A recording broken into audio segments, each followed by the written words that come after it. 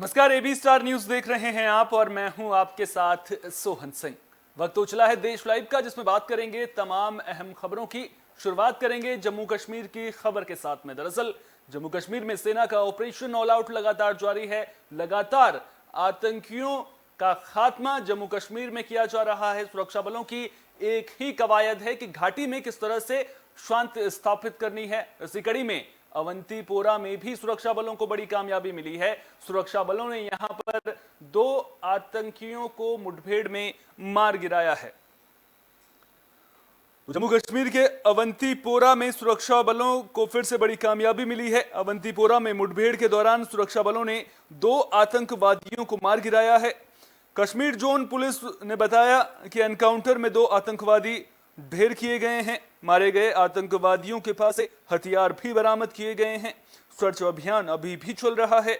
जानकारी के मुताबिक दक्षिण कश्मीर के अवंतीपोरा में आतंकियों ने सुरक्षा बलों पर फायरिंग की, जिसके बाद जवानों ने मुंहतोड़ जवाब दिया। सुरक्षा बलों ने मुठभेड़ के दौरान 2 दहशतगर्दों को मार गिराया है। आतंकवादियों की पहचान त्राल निवासी शाहिद राथर और शोपियां के रहने वाले उमर यूसुफ के रूप में हुई है। जम्मू कश्मीर पुलिस के मुताबिक सोमवार शाम को अवंतीपोरा के राजापोरा इलाके में सुरक्षा बलों और आतंकियों के बीच ये मुठभेड़ हुई थी। यह आतंकी कई हत्याओं में शामिल था। कश्मीर के पुलिस महानिरीक्षक विजय कुमार ने जानकारी देते हुए बताया कि शाहिद अरिपाल की शकीला नाम की महिला और लुरगाम त्राल के एक सरकारी कर्मचारी जावेद अहमद की हत्या में शामिल था। पुलिस ने मौके से 2 AK-47 राइफल्स समेत आपत्तिजनक सामग्री भी बरामद की है। तलाशी अभियान चलाया जा रहा है। इससे पहले पिछले गुरुवार को सुरक्षा बलों ने कुपवाड़ा में घुसपैठ की कोशिश को नाकाम कर दिया था। इस दौरान सुरक्षा बलों ने 3 आतंकियों को मार गिराया था। मारे गए तीनों आतंकी लश्कर-ए-तैयबा के थे। तो घाटी में सेना का ऑपरेशन ऑल आउट लगातार जारी है। लगातार आतंकियों के खात्मे की खबरें सामने आ रही हैं। लगातार ये कोशिश सरकार की ओर से, सुरक्षा बलों की ओर से की जा रही है कि किस तरह से घाटी में शांति व्यवस्था को बरकरार रखना है। और ऐसे में जब अमरनाथ यात्रा शुरू हो चुकी है तो आतंकी घाटी को दहलाने के लिए तमाम साजिश रचते हुए नजर आ रहे हैं, लेकिन हमारे सुरक्षा बल आतंकियों के मंसूबों पर पानी फेर रहे हैं।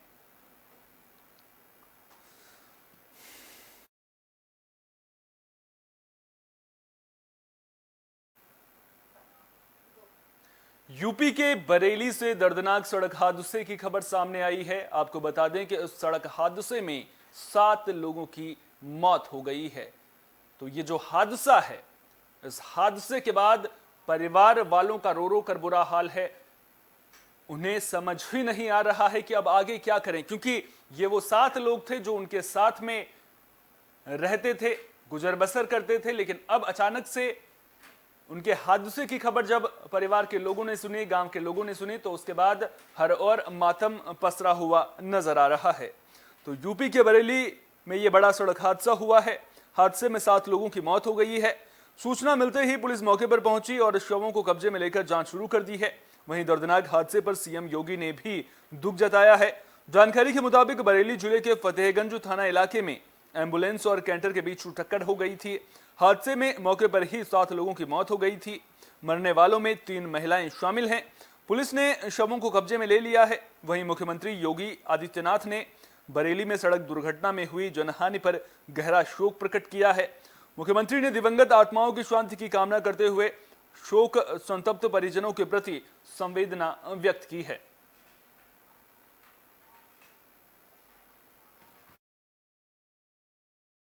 दिल्ली लखनऊ जो राष्ट्रीय राजमार्ग है, इस पे एक एम्बुलेंस जो है वो दिल्ली से आ रही थी और इसमें जो 6 लोग थे वो पीलीभीत के रहने वाले थे। ये अपना एम्स से अपना चेकअप करवा के आ रहे थे। 30 तारीख को इनका अपॉइंटमेंट था। और इसमें जब ये एम्बुलेंस आ रही थी तो जो डिवाइडर है उसको ये क्रॉस करते हुए सामने से आ रहे जो डीसीएम है उससे टकरा गए। और जो एम्बुलेंस में सवार 7 लोग थे, उन 7 की दुखद जो है मृत्यु उसमें हो चुकी है।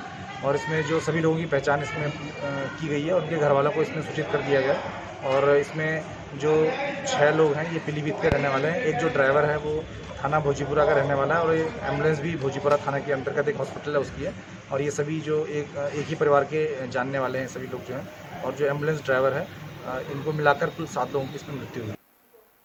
वहीं दिल्ली के स्वास्थ्य मंत्री सत्येंद्र जैन की मुश्किलें बढ़ती हुई नजर आ रही हैं। ईडी ने सत्येंद्र जैन को गिरफ्तार कर लिया है। आपको बता दें कि यह मामला 2017 का है, जब सीबीआई ने सत्येंद्र जैन के खिलाफ केस दर्ज किया था और उसके बाद से ईडी ने कई बार छापेमारी भी सत्येंद्र जैन के ठिकानों पर की थी। और अब जो खबर सामने आ रही है वो ये कि ईडी ने सत्येंद्र जैन को गिरफ्तार कर लिया है।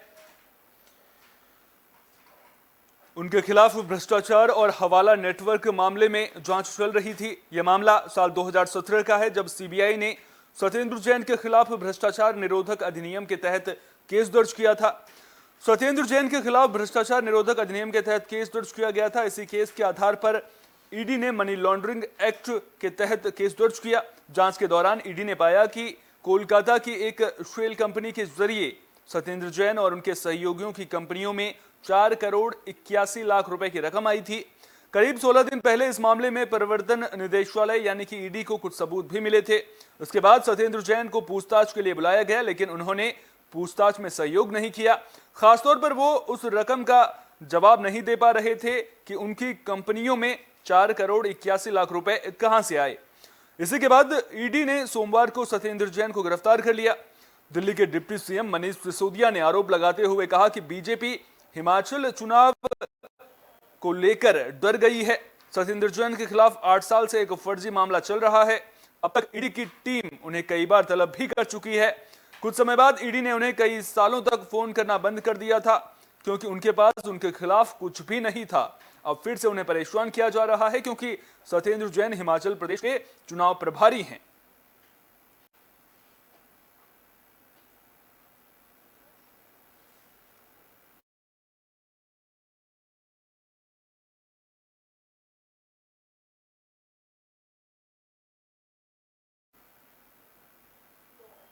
चंपावत उपचुनाव को लेकर वोटिंग की जा रही है और ये चुनाव सीएम पुष्कर सिंह धामी के लिए बेहद अहम है, क्योंकि अगर इन चुनावों में पुष्कर सिंह धामी जीत दर्ज करते हैं तभी उनकी सीएम की कुर्सी बची रह सकती है। लेकिन उनके लिए राह आसान बिल्कुल भी नहीं होने वाली है, क्योंकि कांग्रेस ने निर्मला गहतोड़ी को उम्मीदवार बनाया है। कुल 4 उम्मीदवारों की किस्मत यहां पर दांव में लगी हुई है, लेकिन बाजी कौन मारेगा? क्या सीएम पुष्कर सिंह धामी इस सीट पर जीत दर्ज कर पाएंगे?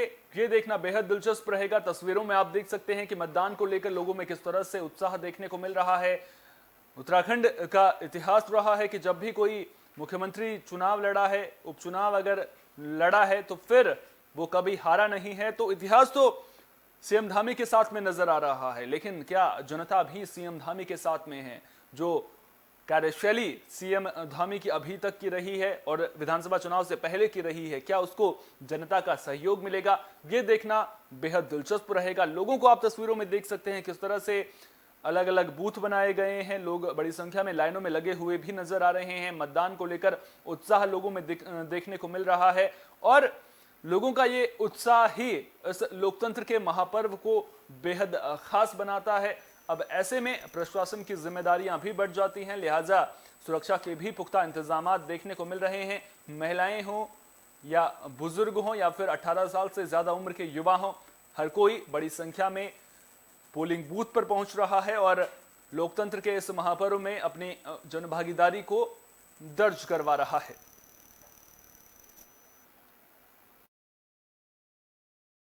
बूथ्स में स्टार्ट हो गया है। जैसे सुबह से ही मॉक पोल स्टार्ट हो गया था और 7 बजे सभी 151 बूथ में पोल स्टार्ट हो गया है।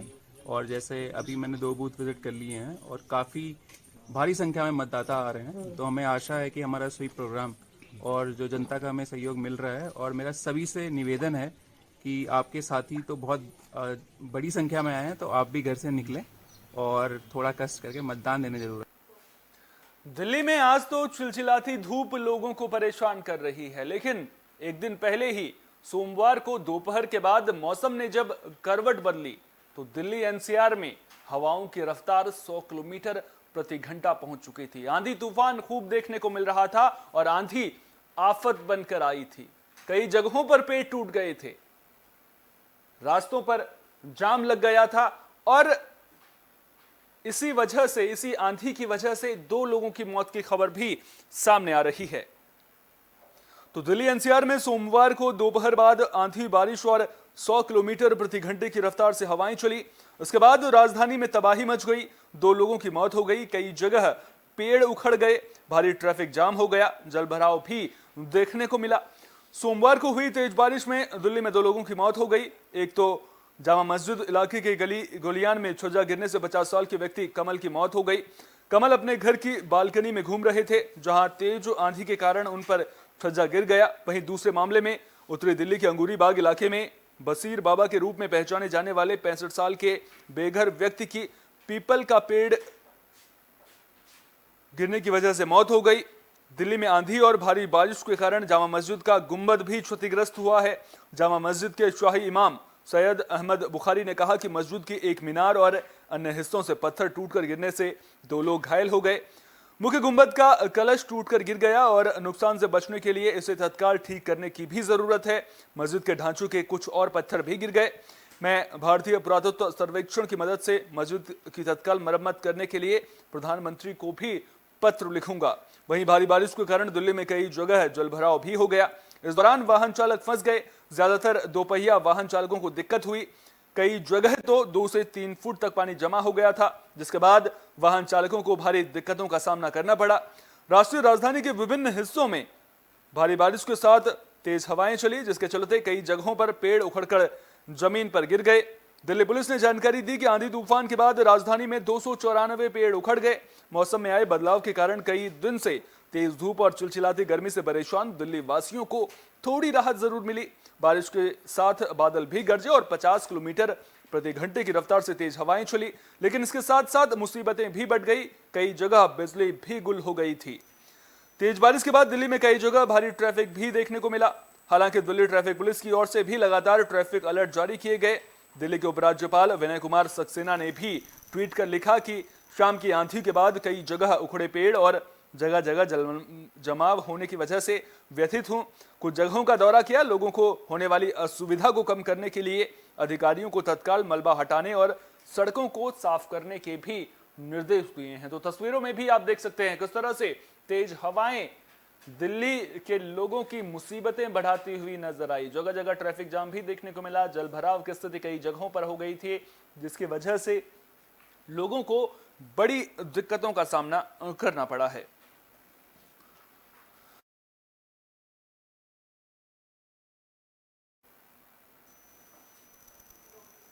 बुलेटिन में बात कोरोना की भी कर लेते हैं। दरअसल कोरोना के रोजाना मामलों की बात करें तो इसमें उतार चढ़ाव का सिलसिला लगातार जारी है, लेकिन जो केसेस हैं वो डेली केसेस अभी भी 2000 से ऊपर बने हुए हैं। लगातार 2000 से ज्यादा मामले सामने आ रहे हैं। तो भारत में कोरोना के मामले रोजाना तौर पर 2000 के पार दर्ज किए जा रहे हैं। स्वास्थ्य मंत्रालय की ओर से जारी आंकड़ों के मुताबिक पिछले 24 घंटे में कोरोना के 2338 नए मामले सामने आए हैं और 2134 मरीज ठीक हुए हैं। वहीं पिछले 24 घंटों में 19 लोगों की कोरोना से मौत हुई है। पिछले कुछ दिनों से कोरोना मामलों में हल्की सी तेजी देखी जा रही है, जिसके चलते अब एक्टिव मामलों की संख्या 17,000 के पार पहुंच गई है। भारत में कुल एक्टिव केस 17,883 तक पहुंच गए हैं। कोरोना महामारी की शुरुआत से लेकर अब तक कुल 4,31,58,087 लोग संक्रमित हुए हैं। इनमें से 5,24,630 लोगों की मौत हो चुकी है। अब तक 4,26,15,574 मरीज ठीक हुए हैं। देश में कोरोना एक्टिव केसेस की संख्या 17,883 है, यानी इतने लोग अभी भी कोरोना वायरस से संक्रमित हैं जिनका इलाज चल रहा है। बता दें कि फिलहाल कोरोना से काफी राहत है, क्योंकि देश भर में तेजी से वैक्सीनेशन अभियान चल रहा है। जबकि देश में 19 दिसंबर 2020 को कोरोना मामले 1 करोड़ से ज्यादा हो गए थे। पिछले साल 4 मई को संक्रमितों की संख्या 2 करोड़ और 23 जून 2021 को 3 करोड़ के पार पहुंच गई थी। इस साल 26 जनवरी को मामले 4 करोड़ के पार पहुंच चुके थे, लेकिन अब जिस तरह से गिरावट इसमें उसके बाद से आई है वो कहीं ना कहीं राहत की बात है। जिस तरह से वैक्सीनेशन अभियान देश भर में चल रहा है वो राहत की खबर लेकर आया है। जो एक्टिव मामले हैं उनमें लगातार गिरावट जरूर देखने को मिल रही थी, लेकिन आज एक बार फिर से एक्टिव मामलों में हल्की सी बढ़ोतरी देखने को मिली है। 18,000 के करीब एक्टिव मामले पहुंचते हुए नजर आ रहे हैं। चिंता की बात बिल्कुल भी नहीं है, लेकिन सावधानी बरतनी बेहद जरूरी है।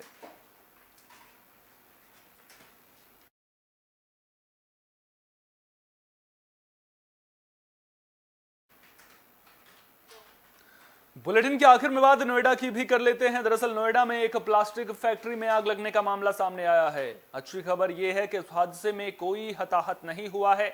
फायर ब्रिगेड की टीम ने आग पर काबू पा लिया है। तो गर्मी बढ़ने के साथ ही आग लगने की घटनाएं लगातार बढ़ती जा रही हैं। हर दिन कहीं ना कहीं से आग लगने की खबर आ रही है। यूपी के नोएडा में एक प्लास्टिक फैक्ट्री में भी आग लग गई। नोएडा में मंगलवार तड़के एक निजी प्लास्टिक फैक्ट्री में आग लग गई थी। हालांकि उस हादसे में कोई हताहत नहीं हुआ है। अधिकारियों से मिली जानकारी के मुताबिक सेक्टर 7 में प्लास्टिक का सामान बनाने वाली फैक्ट्री में सुबह करीब 4 बजे ये आग लगी थी। दमकल सेवा के प्रमुख अधिकारी अरुण कुमार सिंह ने कहा, आग तड़के करीब 4 बजे लगी, जिसकी सूचना मिलने पर दमकल कर्मी मौके पर पहुंचे। दमकल की 5 गाड़ियों को मौके पर भेजा गया और करीब 6 बजे आग पर काबू पा लिया गया। सिंह के मुताबिक फैक्ट्री में प्लास्टिक का सामान होने की वजह से आग बढ़ गई थी। उन्होंने बताया कि हादसे में कोई हताहत नहीं हुआ है और फैक्ट्री को पहुंचे नुकसान का भी आकलन किया जा रहा है। बता दें कि आग की वजह से चारों ओर धुआं फैल गया था, जिसकी वजह से कुछ भी दिखाई नहीं पड़ रहा था। सबसे बड़ी चिंता की बात यह थी कि अंदर कोई फंसा ना हो। इस घटना से लोगों में हड़कंप मच गया। लोग घबरा कर इधर उधर भागने लगे। इसके बाद तुरंत दमकल विभाग को इसकी सूचना दी गई। आग के कारणों का अभी तक पता नहीं चल पाया है। इसकी वजह से काफी सामान जलकर राख हो गया है।